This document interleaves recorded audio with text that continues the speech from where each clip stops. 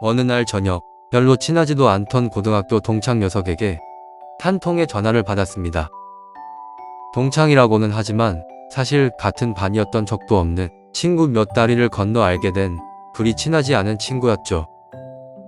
실제 여러 친구들과 같이 있을 때만 어울렸던 적이 있을 뿐 둘이 만난 적은 단 한 번도 없었기에 갑작스러운 친구의 연락이 조금 불편하기도 하였습니다.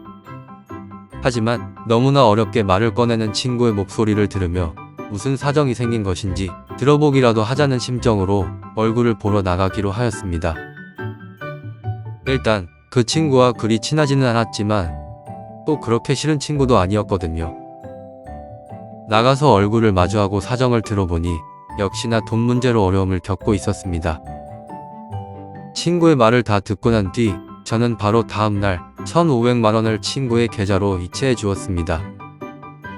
제가 거절을 못하는 성격이라거나 친구가 협박을 했다거나 뭐 그런 것은 아닙니다. 제가 그 친구에게 돈을 빌려주기로 한 이유는 크게 3가지였는데요. 첫째는 어릴 때 보고 들었던 그 친구의 인성이었습니다. 비록 가난한 가정에서 자랐지만 친구들에게도 성실하고 착하다는 소문이 돌 정도로 좋은 아이였습니다. 두 번째는 그리 친하지도 않은 저에게까지 찾아와 창피함을 꾹 눌러 참아가며 자신의 사정을 얘기하는 친구의 표정이 너무나 절실해 보였다는 점입니다. 마지막으로 돈이 얼마나 왜 필요한지, 저에게 연락하기 전에 어떤 노력을 했고 얼마나 돈을 빌렸는지, 그리고 앞으로 어떻게 갚아나갈 것인지를 아주 상세하고 진정성 있게 얘기해 주었다는 점이었습니다. 이후 친구는 매달 20일쯤 늘 돈을 보내왔습니다. 적게는 10만 원에서 많게는 80만 원까지. 적을 때는 왜 적은지, 입금이 좀 늦어질 때에는 왜 그런지 전화해서 일일이 설명하는 친구에게 저는 그럴 필요 없다, 널 믿고 있으니 무리하지 말아달라고 얘기해 주었습니다. 그러자 그 뒤로는 메일을 보내오더군요. 그런 것까지 알려줄 필요도 없을 것 같은 상세한 내용들이 정성스럽게 적혀 있었습니다. 전 한 번도 연락을 하지는 않았지요.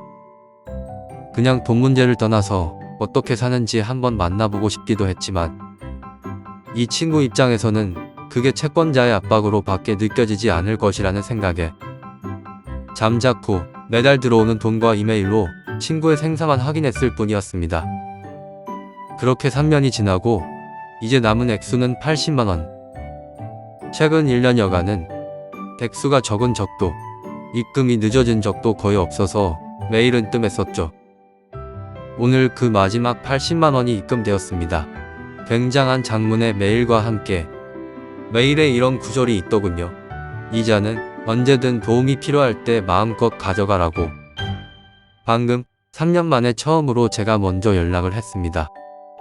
막상 전화하니 좀 어색해서 일단 주말 비워둬라, 술 한잔 하자, 이 말만 하고 끊었네요.